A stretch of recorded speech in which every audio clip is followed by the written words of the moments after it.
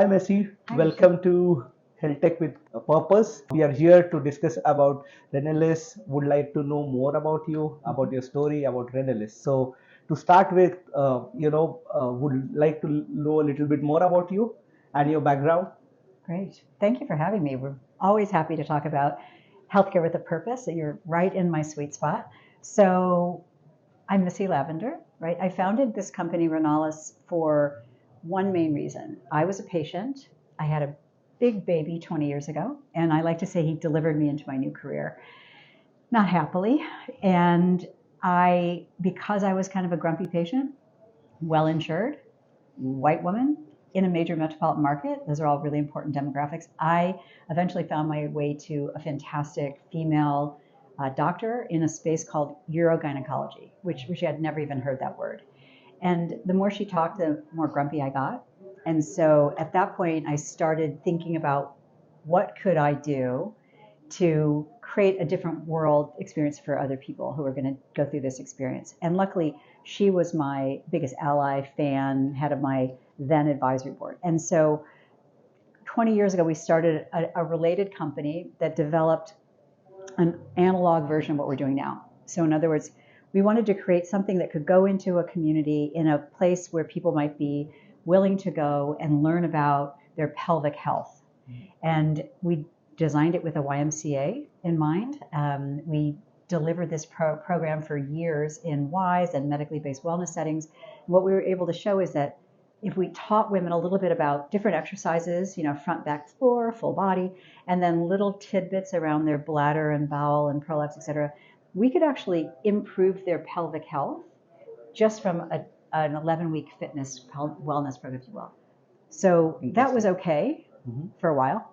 And then my co-founder, who's a urogynecologist, and I were talking, watching digital medicine start to really take off in 2016. And so we founded Renalis in 2017 to take that body of work and everything we know about the patient journey and elevate it to actually a treatment for conditions below the belt, starting in persons assigned female or women. Okay. And okay, I'm not going to ask your second question for you. So I have a follow-up question to myself. Yeah, I mean, as of course, I was going to ask the same. So, what were the challenges that you faced? As things started moving from taking everything to the tech side of it, and what were the major challenges that you faced there that time? Thank you for asking that. So, first of all, we didn't know if we could actually create something that would work just interacting with a smartphone.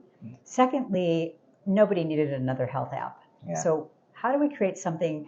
Our motto was always credible, medical, and approachable. So back in 2017, the whole conversational agents, or chatbots, as we now are okay calling them, were just really starting to come into healthcare. And that's a challenge right there, because how do you not be the customer service, irritating chatbot that we all don't want to interact with? But they resonate really well because of their approachability, because they play well across ages and stages and socioeconomic status, which is big to us. Yep. And so first of all, designing something that would work, designing something that patients would use and continue to use and like using was challenging. And then, until we launched it, we didn't know if it would have any results. So those are probably the thing, our first set of challenges. Great. So is there any particular patient or a case, that you would like to talk about, which made you learn a lot of things? Yes. So before we even launched with real patients, we did a bunch of usability trials with community health workers. Okay. Because in our old life, we did a lot of training of them, and they were great, megaphones to their communities. Mostly non-native English speakers, so Black, Brown, which is great because our focus at Renalis is really to improve equity and access. So we have to develop tools that can be made and tailored to be culturally relevant. Yeah. But let's just start there with that group. And so we had some interesting usability trials and errors. For example, in our first version of CC, we had a bunch of GIFs, some of which we thought were hysterical. Like there was a Godzilla at one point. They were like, I don't get that. They didn't like the colors. They named her, which was really great. So I thought she should be named Coco because she coaches and connects, but they Nice. liked Cece because, oh, it sounds like CC. Like, okay, that's Yeah. great. So that on the early stage was fun. We just finished our proof of concept study, so we're getting ready to go into a big pivotal trial. We're going for FDA clearance, so we needed data. And probably one of my favorite stories from the qualitative interviews afterwards was a woman, she was 72 in Cleveland, Ohio. And she said, the first beginning 4 days of CC, I thought this is going to be really painful. Like, she is irritating. Because in the beginning, the first 4 days are data gathering. Right? You do a bunch of embedded quantitative questionnaires, evidence-based stuff you'd get in your doctor's office. And then we set you off on a 3-day bladder diary. Now, that is not fun for anyone. But Cece's version, we think, is easier and quicker. And we set it up with this whole frosting of like, look, the better data you give us, the better we're going to be able to deliver your care, your treatment pathway. Yeah. And she said, so the first 4 days I'm thinking, ugh. And then at the end, she's like, wait, what do you mean? No more CC? Like, that's it? And that was great. Nice. That's what we want. Nice. Yeah. So, on that note, let's say a patient is getting enrolled for the whole program. So, what's the process? Take us through the whole process, a whole journey, Sure. start to end. Okay, that's a good question, and it depends, right? Okay. So in a study modality, they come to their doctor, they get screened, and they get invited, and they get to be selected for the study. They meet with a study coordinator. In the wild, it's going to be different, but once the patient is interested in becoming a CC patient, they're then given an access code. When we are in the wild in market, it'll be a prescription, just like they get a drug prescription. Okay. They'll get prescribed. They'll go to their digital pharmacy. The digital pharmacy will give them the code to use it, and then they come in and they're onboarded all through CC. So we do everything through the app, and we try to only have human contact. And I don't mean this like we're being stingy, but if they don't need to touch point with their doctor, then it's really meant to be an inclusive therapy. Yeah. So like at 4 weeks, we'll check back in with another 1-day diary. If the patient isn't better at all at 4 weeks, then that would be a flag to the practice, who would step back in and say, okay, let's add medication. Or let's get you in for a blah, blah, blah. Let's see what's happening. Obviously, if their symptoms get worse or they're experiencing pain or anything else, that would be another flag. But otherwise, it's beginning and end. They get prescribed, then they get assessed by the provider after CC checks in with them. Yeah. And that's it. It's easy peasy. Nice. And are the payers and providers integrated internally, or how does the system work today? Yes. So we are pre-revenue. Okay. So far, it is simply in a study modality. So we're going to be moving into a big double-blinded randomized control version of CC versus her twin sister we call Contessa. So Contessa is kind of a digital pamphlet, if you will, chopped up into an 8-week journey, but that is the standard of care in our space. So if you're lucky, you get to a PT, but there's 10,000 of those, so most people don't. Right. So we do that.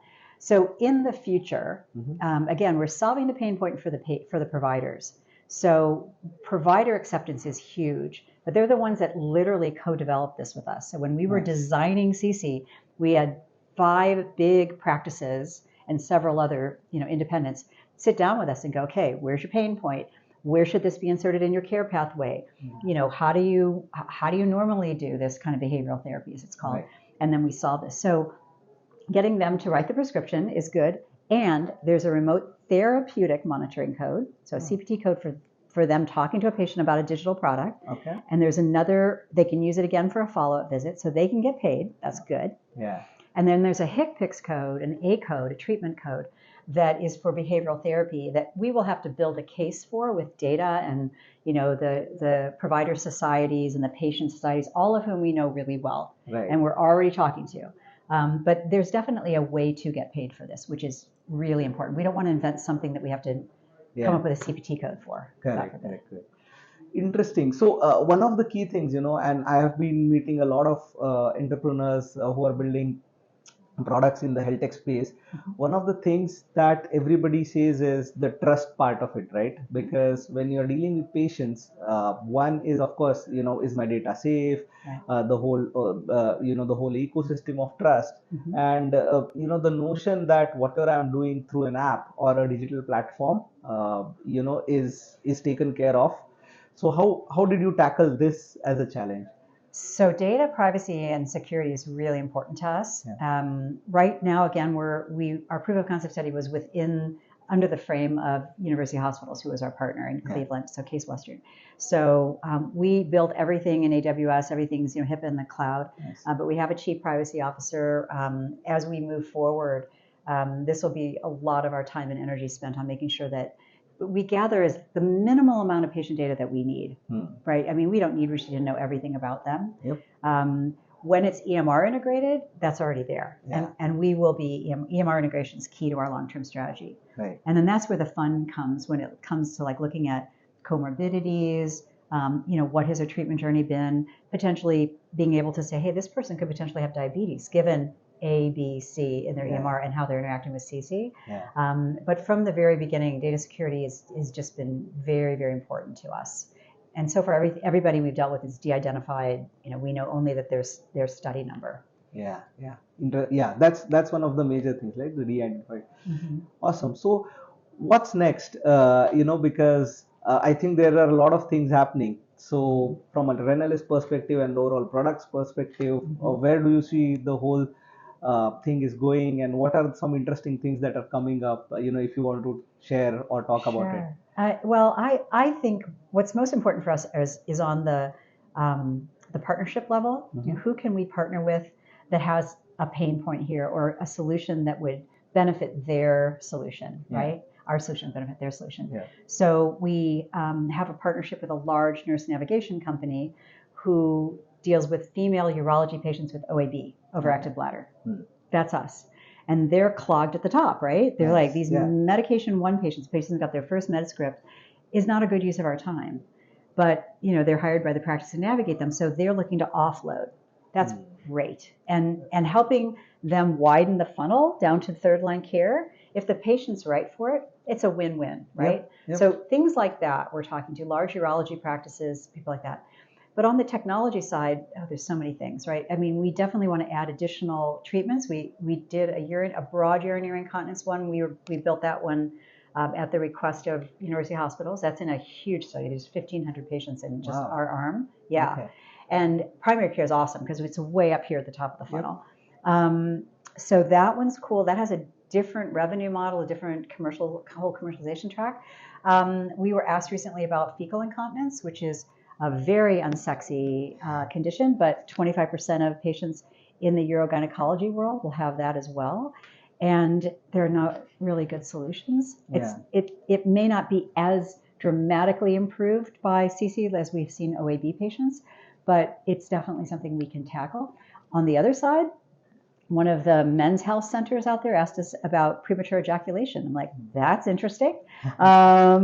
Again, bad solutions, a lot of behavioral therapy. Obviously, we're willing to consider that, once we tackle the biggest patient group over here. Yeah. But and then there's this whole concept about ChatGPT and how I mean, we will get smarter. CC gets smarter with more data. We're looking for data sets. Yeah. And I think there's a lot we can evolve that way. And I'm really excited about the machine learning and AI that will come in the future.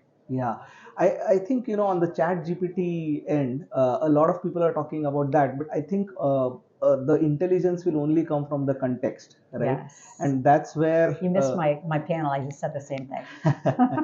Yeah, and I think that's where, the whole contextual data, the whole, the clinical learnings that are being put into the data sets, I think that is where ChatGPT might not be able to reach so fast because, this data has to be handled with care. It cannot be open, right? Absolutely. I literally was on a panel about, AI and chats just, a half an hour ago. And, first of all, this is a treatment, you're right, and it's from patients. And even in the best case where it's all EMR integrated and we can understand that this is a 50-year-old African-American woman who lives in this zip code and has this BMI, I mean, there's a lot we can do with that. Yeah. But this open data set is exciting for, I don't know, I mean, my kids love it, and there's some real uses. I'm not poo-pooing it. There's some good customer service uses. There's some, I mean, I learned, we got some interesting language around, we were looking at adherence to medications. I was like, oh, put that in ChatGPT, that's cool. But Right. When it comes to patient treatment, I think you have to be very careful. Very careful, because it has to be curated in a way, so that wrong information is not passed on. Because Right. today I think that's one of the problems, right? If I search something on a Google, it will take me to the extremes. If I Right. say I have a headache, it might say you might have certain conditions which would be scary. It's So so funny you said that because somebody was just telling me about an early product they were working on, and it always wanted to take them to a particularly very distressing thing. And exactly. they're like, wait a second, I have headaches or I have, I don't have that. Yeah. But it kept taking him back there. And I Yeah. think once it learned that it was them, it kept going, Yeah. yes, I agree Yeah. with you. Yeah. So, what is the impact that you see that this product is going to make as we go along? I love that question, Rishi. Thank you for asking. So just stay with overactive bladder because that's our first condition. It is a $70 billion annual spend out of Wow. $100 billion for all the public health disorders. That is a ridiculously big amount of money, Yeah. right? And people poo-poo it because, oh, they're just going to the bathroom a lot. Okay, let's just look at what it would do for you if you're getting up 10 times a night to go to the bathroom, and that's modest. If you got a full night's sleep, we know what effect that has on other comorbidities and everything, mental health, behavioral health, physical health. So being able to take a chunk of patients and get them off meds, or maybe never get them on meds, or get them to the right care faster, that's one of our mantras, is I think we can really bend the cost curve. And then the other thing is that there's direct corollaries to people's wildly out of control bladder or bowel and their lack of physical activity or emotional interaction, sex, again, anxiety, depression. So if we can cure that, if we can get to the chicken below the belt, Yeah. then I think there's this really exciting possibility to have an impact on these other huge chronic conditions. So I think those are, and then again, getting to patients sooner. It would be amazing if we got this in primary care and Yeah. became the standard of care for first line that's accessible and efficiently priced. That'd be Awesome. exciting. Awesome. Great. So, a final thing that I would like to know. The podcast is about health tech with purpose, right? Yes. So, what's that end goal? What's the purpose that you would like to fulfill through this? I so appreciate the question. So Renalis is really, our commitment is that everyone deserves good pelvic health. Yep. And I want everybody, whatever they were assigned to, female or male, but I'm going to start with them.